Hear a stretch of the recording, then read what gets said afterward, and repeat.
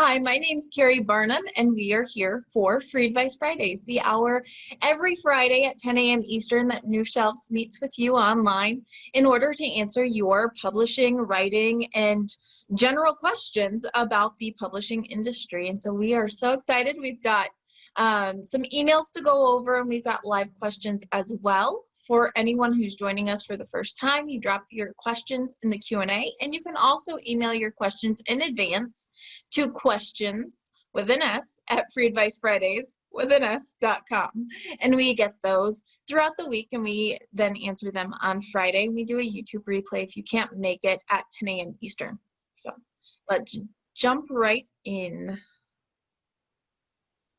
All right, how long does it take to have your title transferred to Ingramspark? I'm thinking, Sonia, that what you're probably asking is that maybe you had KDP do expanded distribution, and then now what's happening is you've decided that you wanted to handle your own expanded distribution, and so you created an Ingramspark account and you are transferring the title from KDP's ownership to your own. I think that's what you probably mean, and if that's the case, it can take a while. I've seen it go through as quickly as 3 weeks, but on average I'd say it's more likely 4 to 6 weeks. And keep in mind that right now in the holiday season is a big book volume time, so Ingramspark is probably very busy. It may be even a little bit slower. If it's been 6 weeks and it still hasn't transferred, I would try getting on online chat with them. You can call, but I think that they're much better on online chat, and I also hear that if you're having a hard time catching them online chat, because they can be offline sometimes, that if you reach out via Messenger on Facebook, they're very responsive. So that's what I would try. But again, 6 weeks is fairly normal in order to get the transfer process started, to get a title from KDP Expanded Distribution into your own Ingramspark account if you own the ISBN for your book. If I missed the question though, if that's not what you wanted to know, let me know and I'll answer it right. Yes, Vicki is asking, are we having Free Advice Friday on November 27th, the day after Thanksgiving? Well, you guys tell me in the chat if you guys plan to drop in and join us. If we have enough people say yes, then I will be here. It's not like it's going to be a big shopping day for me this year, so drop in the chat if you want to have Free Advice Friday on November 27th. And if you guys vote yes, then okay. It looks like a yes. So yes, Vicki, we will be having Free Advice Friday on Friday after Thanksgiving, which is November 27th, 10 a.m. as always. Maybe the kids will all be home. Maybe I'll just bring in some little visitors with me. They like to answer the book questions with me. All right. You have given 2 sources for Kindle book formatting, but I have misplaced them. Can you repeat them, please?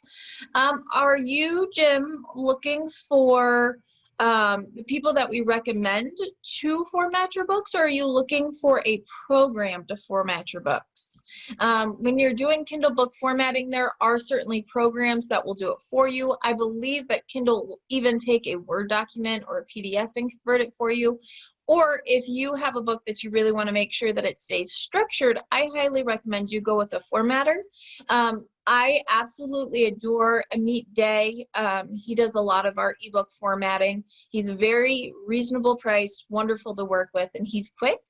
And if you are looking for his contact information or any of the contacts that New Shelves recommends, we do have a whole list of people we like, and that is on our website. So if you go to newshelves.com, on the resources tab, there's a people we like page, and it's filled with editors, formatters, cover designers, pretty much everyone that we use and we recommend for different parts of the book marketing and publishing process. All right, what's the best way to handle the launch of a second book in a series so as to maximize sales of both books? Randy, I love this question because I am currently working on, we just launched a second book in a series that I'm working on.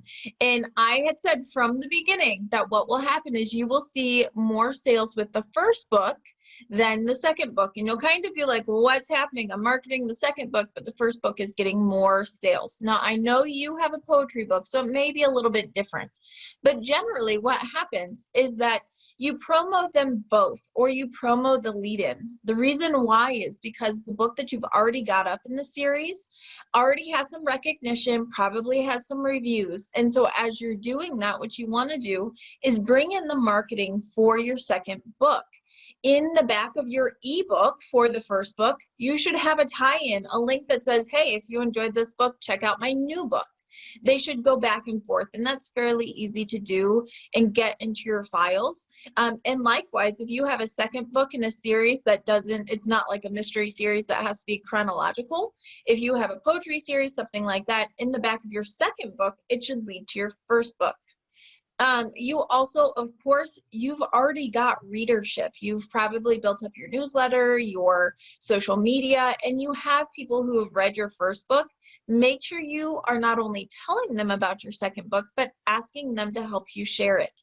I think so many times we overlook the how wonderful it is to have an audience that's cheering you on. And if people really have connected with you online or different things like that, they will share your new book. They will share your post. It doesn't take them any time. It's not hard. Ask the people who have already supported you with book 1 to go review book 2.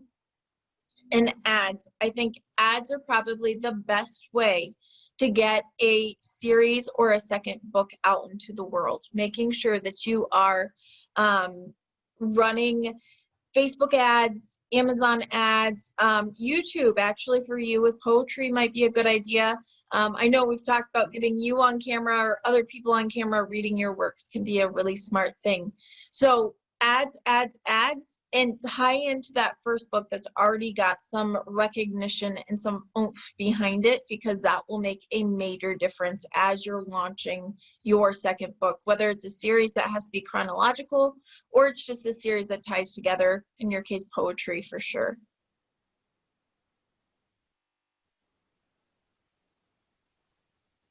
All right, in ordering a set of 10 ISBN numbers, do you have any specific advice? Would it make a difference if the author versus the book designer places the order?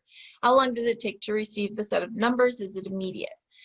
Nancy, whoever is going to be the publisher needs to actually order those ISBNs. So if the author is going to publish under their own name or their own publishing house, that is who would buy the ISBNs. Or if the author is going through another small publisher, that publisher would buy the ISBNs. So whoever's going to be the publisher needs to purchase the ISBNs, because they will end up holding the control for distribution rights and all of that. So do that. When you order, it's super easy. You make an account, you buy them in bulk of 10. No need to buy the price barcode that comes with it. You can easily make your own on the New Shelves YouTube, which is youtube.com/newshelvesbooks. There is a video on how you can make your own price barcode in under 10 minutes. So save yourself, it's like $20, $35, I don't know. And then they show up pretty immediately. They process your payment, and then they show up in your account, and you just assign out, you say, okay, this top number is going to my paperback, and you do if you click on it, it's a form, you kind of follow through. It's pretty intuitive, it's pretty easy, and don't be afraid to get in there and do it. Oh, good, Pat. I'm glad that the video is easy to follow. Thank you for letting me know that. Sometimes I do those and I'm like, oh, am I using too much jargon or going too fast? For someone from the South, you'd think I might talk a little slower and be a little slower, but I somehow missed that gene. All right. As a debut picture book author with a limited budget, where should I spend my money on advertising to get the most bang for my buck? Picture book. So I'm assuming children with picture book.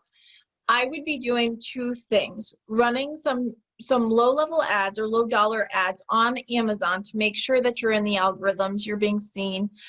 But Facebook allows you to target parents, grandparents. You can actually target not just parents in general, but you can target parents of preschoolers, parents of children ages 3 to 5. You can target parenting groups and reading groups and different things like that. So I think Facebook for children's books can be such a smart idea.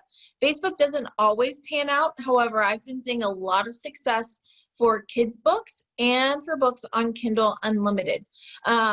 For sure, I think those two are worth giving a go on Facebook. And what's nice about Facebook is you can run an ad for $1 a day. So certainly you can spend more, but you can try out an ad and let's say you do 2 weeks for $15. Most people can take $15, and if if it doesn't really pan out, then it's not heartbreaking. It's not what we want, of course, but at least it's not going to put you in debt or anything like that. So those would be my 2 areas. And I would also be concentrating on libraries. As you're doing outreach, or if you do anything, go with libraries, because they are one of the top places that will pick up children's books. So that's what I would do.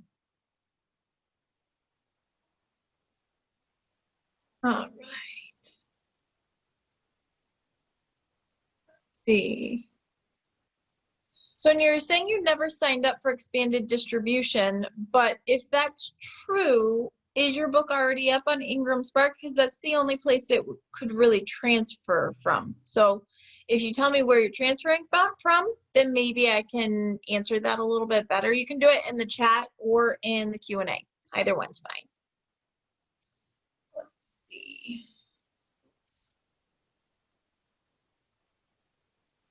Pop-ups on my computer. All right. What is your advice on emails from Amazon ads wanting you to double your bid? Here is the thing.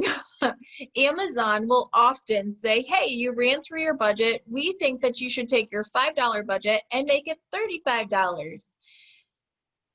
They are going solely based off of how many clicks they think you can get and how much budget you could spend in a day. I do not automatically up my budget. I look at the conversion rate. Is that ad converting? Am I getting something for my money? Now, if I have a $5 budget on Amazon ads and I have spent it all, but my ACOS or my conversion is, let's say my ACOS, which is actual cost of sale, is at 30% or even 50%. If I'm making a profit on those ads, sure, I'll up it. I will up it because I'm actually making a profit. If my ACOS is at 300, God forbid 1,000, if I am just spending money but not converting into sales, no way. I think I would let it run at least a week. And then once I run it for a week, I'd be pulling ad data to see what's working and what's not. So no, I wouldn't just automatically up it. They, of course, are going to tell you just to up it because those are just bots running saying, hey, you're out of budget and we think you should spend this much. It can become a money pit if you're not careful. So I think that's what you have to be careful of. Sometimes it's a good thing. It certainly prompts you to check and see how your ads are doing. If they're converting, you can up your budget because you're making that money back.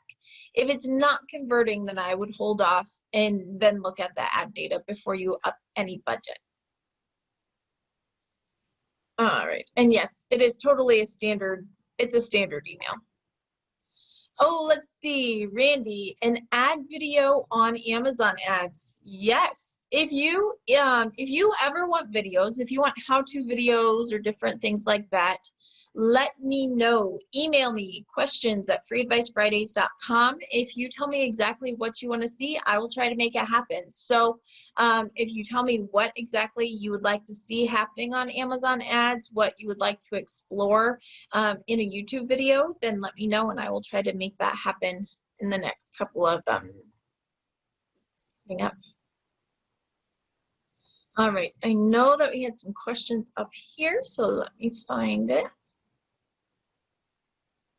All right, so Scott was asking about tips on how to write a good query letter.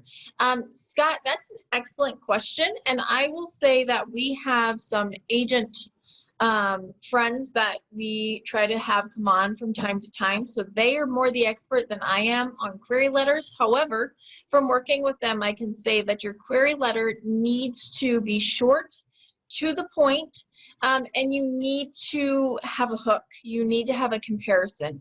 And we do this in marketing too. When you're talking about your book, I think it's always smart to have a comp, or to have something that can immediately put something in mind. So if I say, I have a historical fantasy that is, I don't know, that is Reign meets Game of Thrones and blah, blah, blah. Immediately, I just called out two big TV shows that people will probably get a picture in their head. And I think that's so important, whether it be marketing, querying, having some type of comparison that people know and are comfortable with immediately builds something in their minds. And I mean, that's why we love comparisons. When we get a review that says, I just had a client who got a review that said his book was written and was compared to Raymond Chandler, who is a really amazing mystery, hard-boiled detective kind of writer. And so, I mean, that was an amazing comparison, because now anyone reading that review will kind of have that in their head. And so comparisons are great. Yes, Pat, comparisons shouldn't generally be older than 5 years. The only time I would steer away from that is sometimes the person, the book, the series is just so awesome that it lived through time. Chronicles of Narnia, it's old. It's really old, but it's still pertinent. So I think that we have to be careful to tread that fine line. You want to make sure that you're current, but also if something is just a perfect fit and it's that well known, I think that's okay as well. All right, let's see. Yeah, or if there's nothing newer to compare it to, that's also. One thing you never, ever, ever want to do is say, there's no story or book like this. It's the first of its kind. Because as a professional in the industry, when someone tells me that there's no other book like this, or there's none like it in its kind, it's the first ever, my immediate thoughts are, yeah, okay. Or, is there nothing like it because no one wants to read it? So I know that people try to be innovative and they kind of try to pull in that way, but that's not usually a good hook line. So for sure. And Jules just got a reader comparing their novels with a Grisham novel. Hey, that's awesome. Congratulations. Yeah, that's right. Market that. Put that on a graphic. Put it in. Absolutely. I would put it all over. I think that's great. You can even add to your, what I love about KDPs, you can change your description. So maybe on the bottom you can say for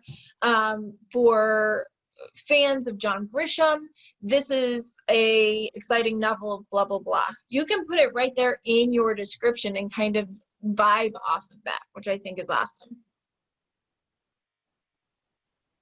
All right, we have a couple of email questions that I'm going to go over to. I didn't check my email this morning, and there's 207 things in there, but let me go to my Free Advice Friday folder. All right.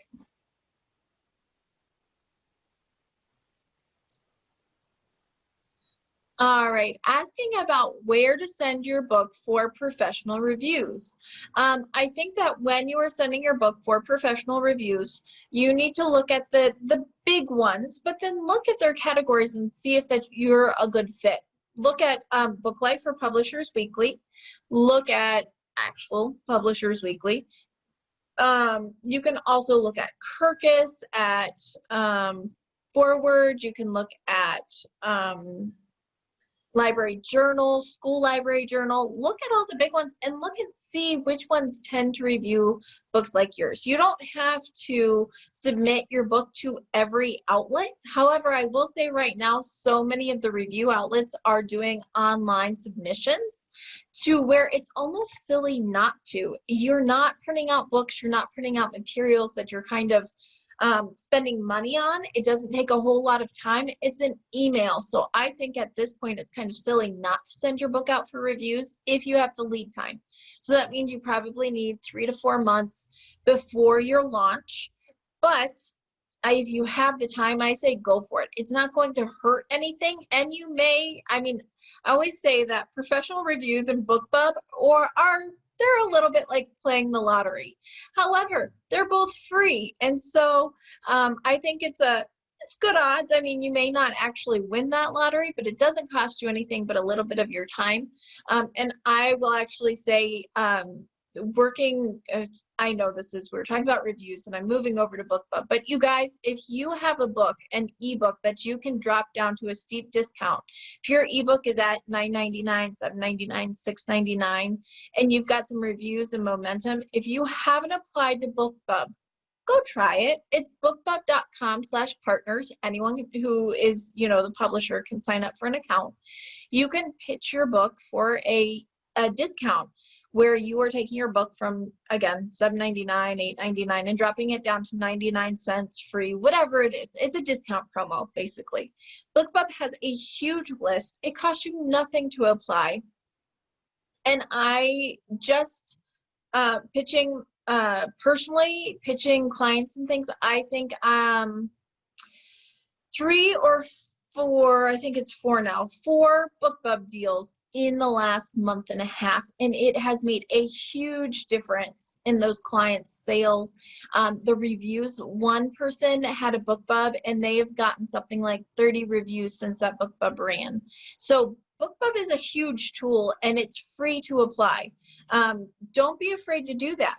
What are you going to lose? Nothing, absolutely nothing, but you might get a great opportunity. So don't be afraid to go out and do that for yourself. All right. Sorry, I got sidetracked because I just got so excited. Yes, as a reader, I love seeing BookBub emails. I've tried a lot of books I wouldn't have purchased at full price, and that's exactly it. Sometimes you just need a nudge in the right direction, and sometimes it's a book you just never would have thought of before, and it's not for 99 cents. For $1.99, you're willing to take the chance. BookBub is, there are other discount newsletters that we've talked about doing that. But I always say start with BookBub and pitch and try. If you're going to run a ebook discount anyway, you might as well try. I just got a yes yesterday, and I'm super excited because it's just another level. They have US and international, and it costs us nothing to apply. So go out and do it. That's your challenge. If you've got an ebook that you can discount and you're thinking about running an ebook discount promo, go get yourself a BookBub account. Go pitch your book. Try it out. It's not going to hurt you. All right, let's see. Can you use parts of an Amazon review in your post on Facebook to promote your book? Do you have to cite the writer's name? So I'm going to tell you the technical Amazon rules say that anything on Amazon is their property. So according to Amazon, anything that is posted or written on their site is their property.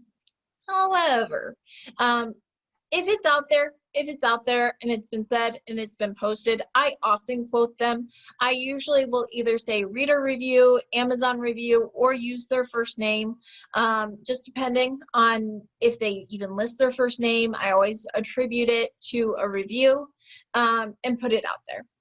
Could Amazon possibly go score my social media, find this quote, and tell me I have to remove it? Yes. Are they probably going to do that? No. So I quote them, personal choice. You should know that their official rules do say that anything posted on their site is theirs. And take and do with that what you will. Such a rebel. which anyone who knows me well is laughing because I'm not. I'm a rule follower. Let's see. If I do not have my books on expanded distribution on Amazon.com, is there a way for me to go out to the England, France, Italy, Spanish Amazon.com sites and create my own account there to advertise, or do I need to reinstall the expanded distribution? Ooh, I can't talk.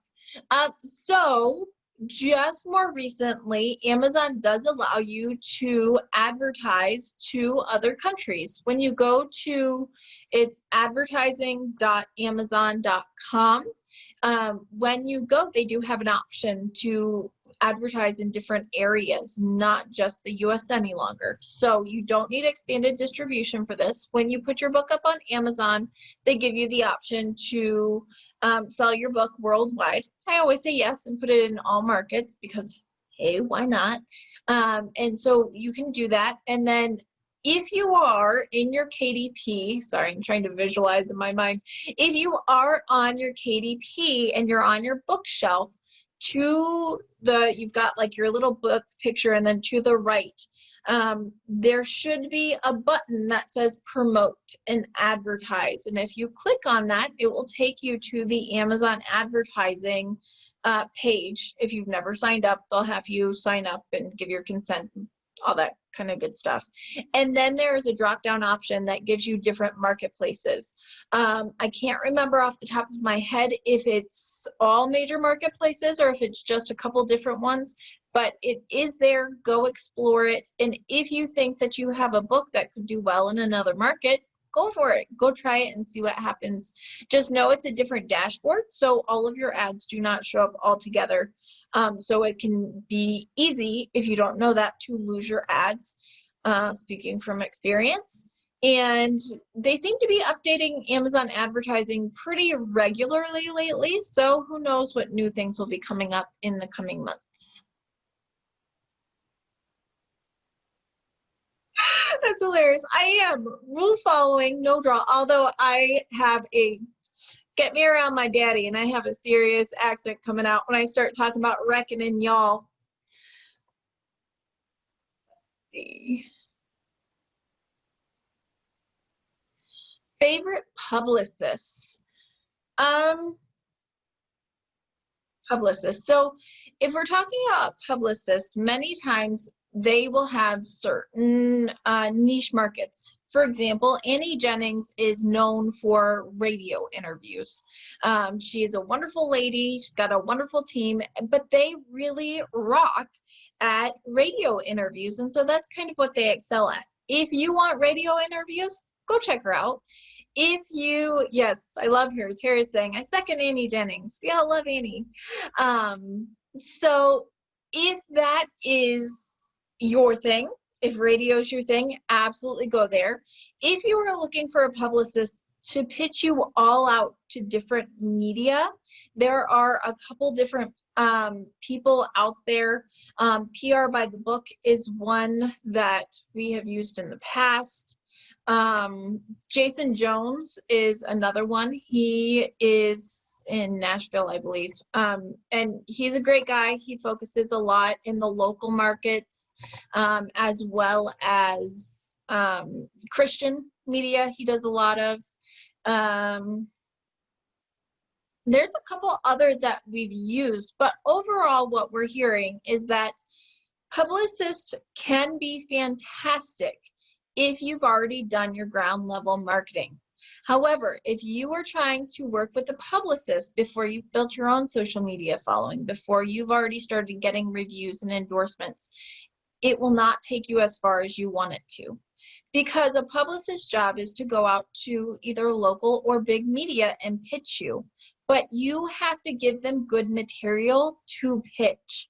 You have to have a story, connections. You have to have some type of backing on your own. So I wouldn't immediately go out and hire a publicist if you haven't already done your own marketing, your own platform building, because you publicists aren't cheap, and you will pay a pretty penny and maybe not get all that you would hope for. Also keep in mind as authors that a publicist's job is to get you media bookings. It's not to sell your book.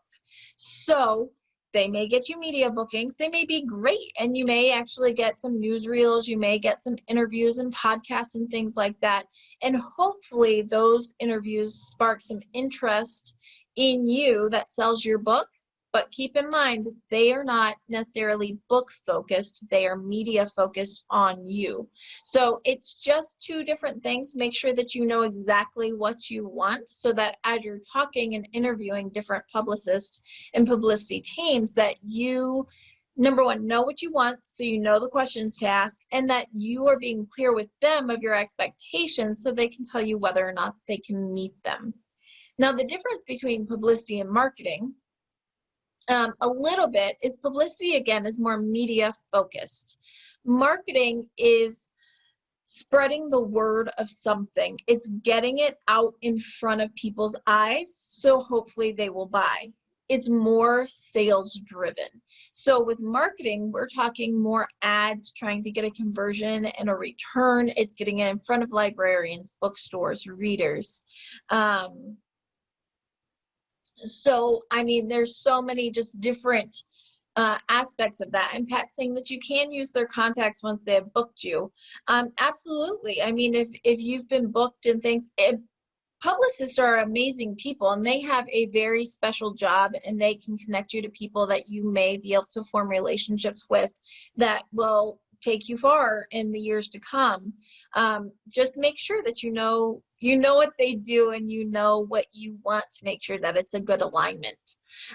Marketing services, again, are just a little bit different. They are more ad driven. They are more sales driven. So if you are looking for sales in marketing, you'd come for books. Anyway, you come to somewhere like New Shelves. If you're looking for media, if you're looking for radio, then you go more to a publicist. Hopefully that helps, and hopefully that actually answers the question that you were going for. All right, back to the email here, because I answered half of it. All right.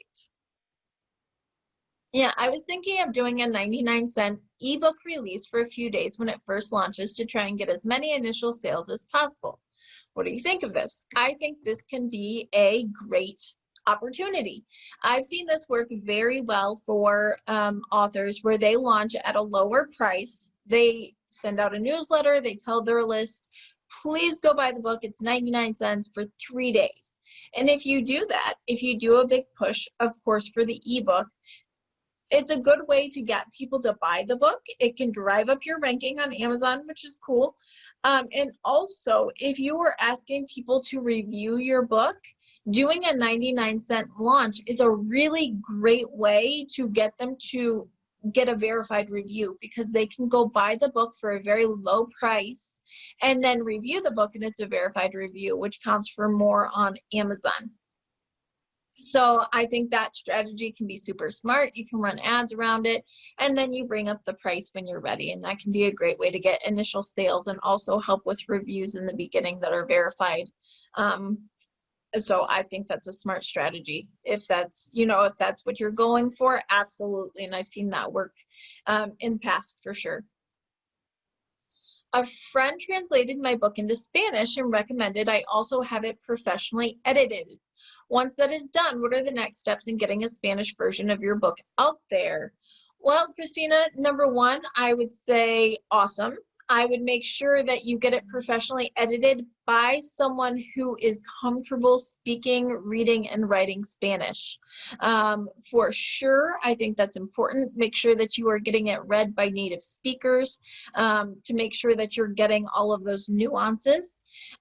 Once that is done, you're basically copywriting for Spanish. You are republishing, kind of. I mean, you can use the same illustrations and all of that, but you have to reformat your book. You need an ISBN for it in a different language, and then you go through the publishing process. All the publishing process is basically the same. It's a different language, but you're still publishing yourself. Again, when you're publishing with Amazon, when you're publishing with Ingramspark, you can choose different markets. You can get it into Spanish-speaking countries as well as the US. And I will say that more and more we are seeing a need and a call and desire for books in other languages in our US schools and our US libraries. So I think it's an amazing thing to do. And it's basically just doing another edition of your book. But make sure that if you are doing your own translation, if you're having a friend do it, that you nail it, that you get someone who is a native speaker to read it over. More than one person even would be great, because you want to make sure that if you're going to translate your book into another language, that it's done well. I think that's the respect that the people in the language deserve. So make sure you take the time to do that and find people. I know that there's a lot of people who are even willing just to read through to make sure and give you their comments. So go for that for sure, and good luck. And that's very exciting. All right. All right. I've heard the reason for still doing pre-sales on Amazon is that it signals to Amazon to have enough copies on hand so that it won't be shown as out of stock. Do you agree with this? No, I sure don't. Now, I'll put a caveat on that. If you were doing pre-sale and you only intend to put your book through Ingramspark, because as we know, for a paperback, we cannot do pre-sale on Amazon. But if that's with KDP, if you're using Ingramspark, you can do a pre-sale and that will go to Amazon. What some people have tried to do is do a pre-sale with Ingramspark to Amazon because they distribute it over, and then they try to switch on KDP once the book comes out and kind of switched over. Unfortunately, what happens is that in the Ingramspark to KDP switch, it can get messy. It can mess up Ingramspark's orders. Sometimes they get lost. I've even seen them canceled. So tread with caution if you're doing a paperback pre-sale.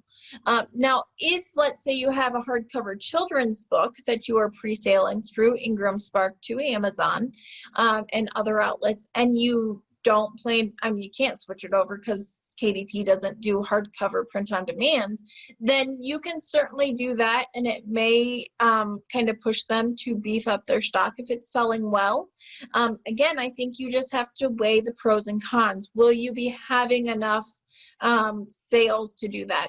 Are you going to do a long pre-sale? Maybe you're just doing a pre-sale for a week or two, which is kind of prompting them to get copies of the book. I think there are different things to look at for that situation, but overall, I think it just depends. And again, if you're going through Ingramspark. And what's the real value of doing a pre-sale? For Amazon, it's not as much as it used to be. If you know, absolutely know, or are very confident that you are going to have a lot of pre-sale, you are going to hit massive numbers, that's worth it.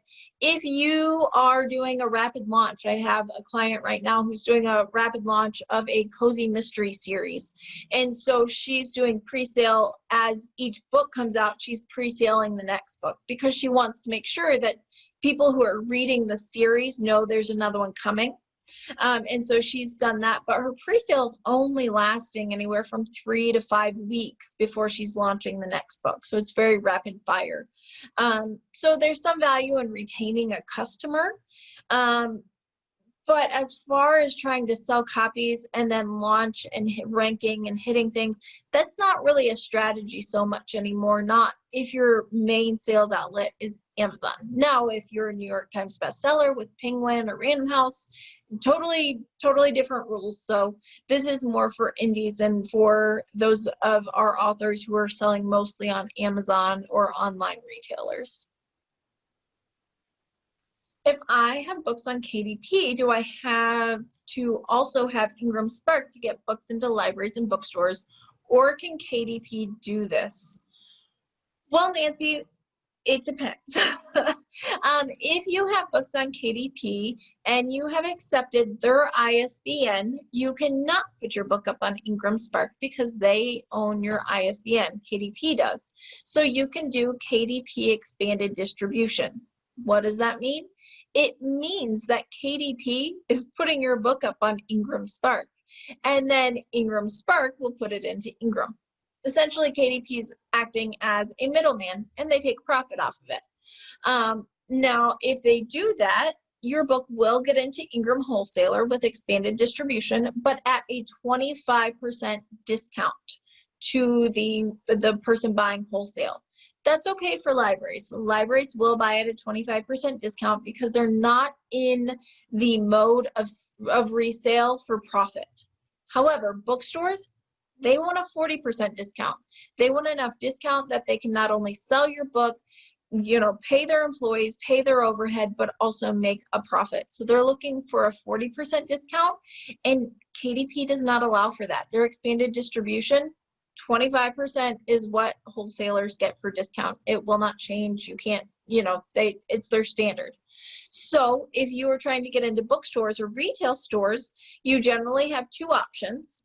If you have a KDP ISBN, and that is either to buy your own copies and do the word completely left my head. You basically sell your own author copies to the bookstore, or you put them on consignment. Thank you, Tara. I wanted to say consulting, and that was wrong. Consignment is, so if you do that, you put your books on consignment with the bookstore, which means that they basically don't take any risk. Or you get your own ISBN. So if you have your own ISBN, and your book is available on KDP, then you also go over to Ingramspark, you get an account, you upload the same book, the same ISBN. You don't need a separate ISBN, the same ISBN to Ingramspark, and you use Ingramspark to get into Ingram Wholesale for your distribution. When there, you have to set your book at a 53 to 55% discount in order to get that 40% discount for bookstores or retail stores. So essentially, if you want to sell into retail or bookstores, it's best to have your own ISBN and to use Ingramspark in addition to KDP. Yeah, so Vicki, you're asking, Ingramspark, I've heard 55% discount, but you're talking about a 40% discount. So this is what we call POD math. I am not awesome at math, so let's see if I can explain this well. What happens when you upload your book to Ingramspark is that you set a discount of 55%. Actually, you can go to 53% and still get this. Save yourself 2%. But anyway, you set your book essentially at 55%, and then what happens is that Ingramspark gets the book over to Ingram. Ingram takes a cut. They take a 15% cut as their price for distributing your book into the wholesale outlets. So they are going to put your book in Ingram Wholesale. Ingram Wholesale will keep 15%, and then they sell your book to retailers for 40% off. So that's where the money goes. And then Ingramspark, of course, makes their money on the printing prices and that. So everyone kind of gets a slice of the pie. Ingramspark and Ingram Wholesale are two separate companies. They're owned by the same family. So it's a family name, but Ingramspark and Ingram Wholesale are two different companies, and they each get paid for their services. So that's where the percentage and the money goes to. The end retailer ends up with 40%. Ingram Wholesale ends up with 15%. And that is why you must set your discount at 55%. I hope that I explained that well, because again, math is not my thing. All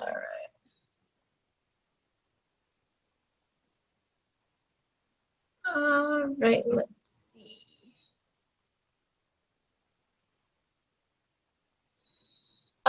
We want to know how to better get our books noticed by libraries. Specifically, we have a 5-month-old title that is showing national appeal on our website, on Amazon, and minimally through Ingramspark. Is it worth it to try to get a review in order to get a library's notice?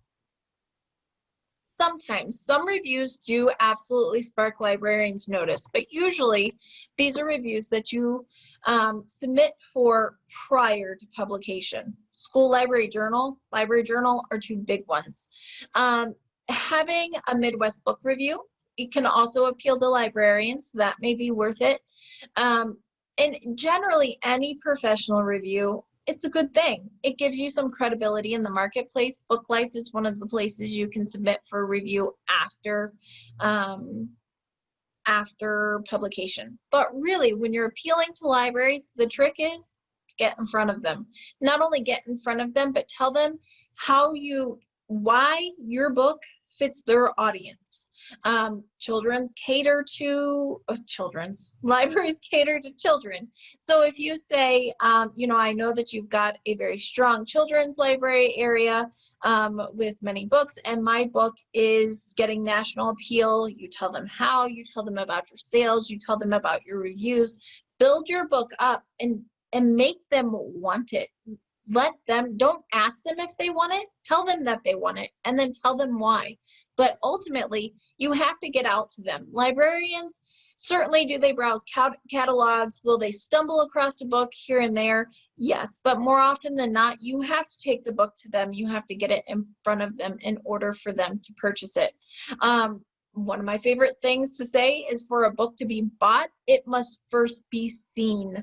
That is the biggest trick to marketing. It sounds simple, sounds redundant even, but if you want your book to be bought, whether it be from an Amazon consumer, a bookstore, a retailer, a library, you have to first get your book in front of them. And that takes work, that takes emails, that takes pitching.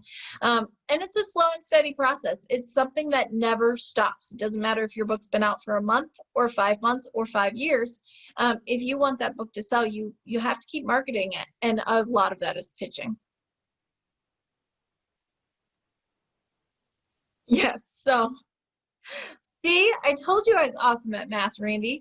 Yes, so if you do a 53% discount via Ingramspark and Ingram takes 15%, doesn't that leave just 38% for retailers?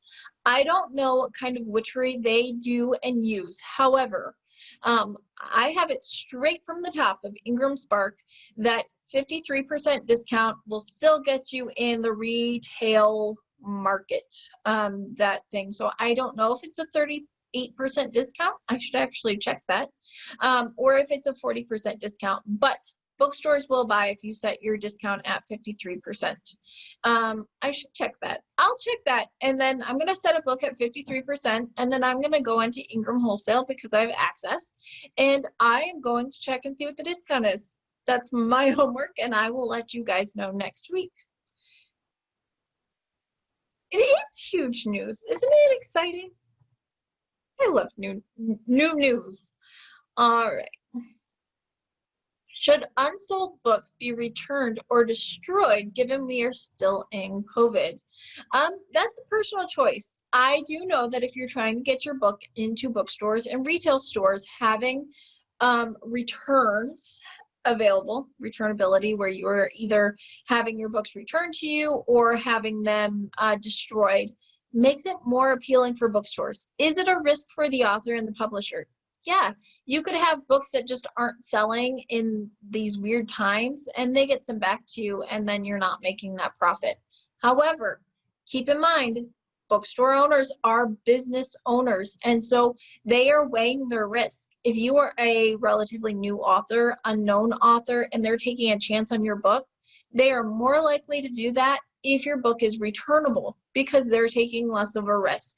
I am seeing not only returnability mattering more and more to retail owners or retail stores right now, but also I'm seeing many of them say, I'm not going to buy it, but I'll consign it. I'm seeing that more and more for our indie authors. So you have to decide what kind of risk you're willing to take. Yeah, and if they get sent back to you, which means that they're delivered, you not only have to refund the money, but you pay $2 a copy to have it sent back to you. I always say destroy. Destroy ends up being the cheaper option. That means that they actually have to, when they return it, they have to rip the cover off and mail them back rather than mailing the whole book back. So that's what I always recommend about. And yeah, it's all about the margins. It's all about what you are comfortable risking. Someone's got to take a risk, whether it be the author or the publisher or the retail and bookstores. Retails and bookstores are being a little more cautious right now. So if you really want your books in their stores, you kind of have to be the one to take a risk as the newer person going in.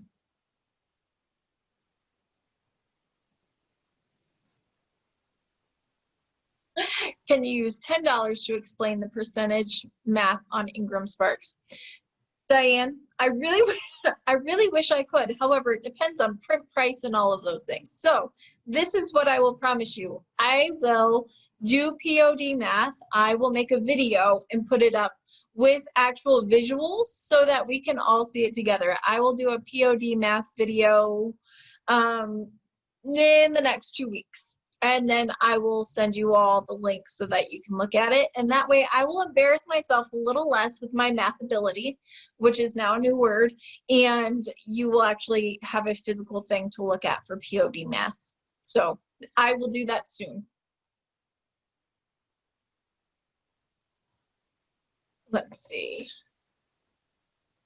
All right, I don't understand the return when ordering from Ingram. So when you're setting your book up on Ingramspark, you have to choose whether or not you'd like your book to be returnable, which means that if the bookstore orders 50 copies and they only sell 30, they have the ability and the right to return your books.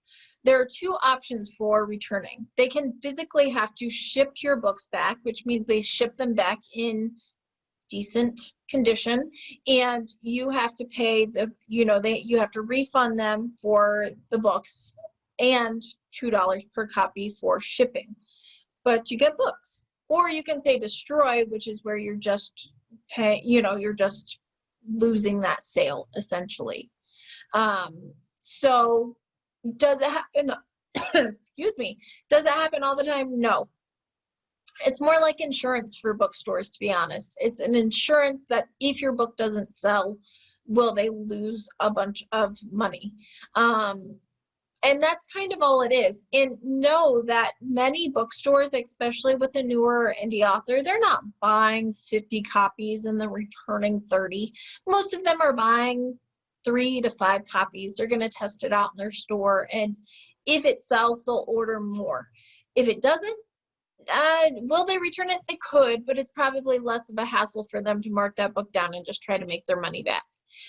So again, it's kind of like insurance. That doesn't mean you will never get returns, but I think it scares a lot of people to think that they're going to have like all of these crazy returns, and that doesn't happen quite as often as some people think.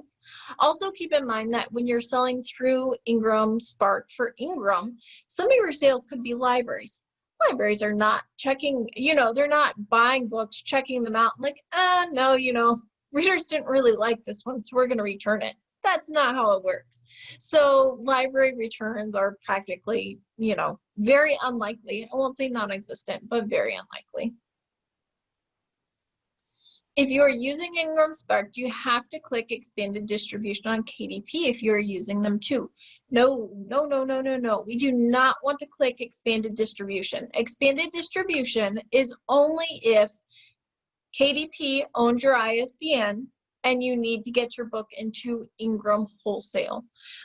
Generally, we do not recommend that. We recommend you buy your own ISBNs and then you upload separately to KDP with no expanded distribution and to Ingramspark so that you are in control of both accounts in both places that your book is available. So I know distribution's a hard one. There are so many, it's like pass, like we need one of those things where it's like, are you doing this? Yes or no? Then you go this way, because there are so many options for print on demand that we see. All right, you guys, I think we made it through the questions today. Thank you guys for joining us. It has been voted upon. We will be here next Friday at 10 a.m. Eastern, which is the day after Thanksgiving, November 27th. If you have questions and you want to get them in early, please email them, questions@freeadvicefridays.com, and we will answer those throughout the day next week. Otherwise, have a fabulous weekend, and we will see you next week. Bye, guys, and happy early Thanksgiving.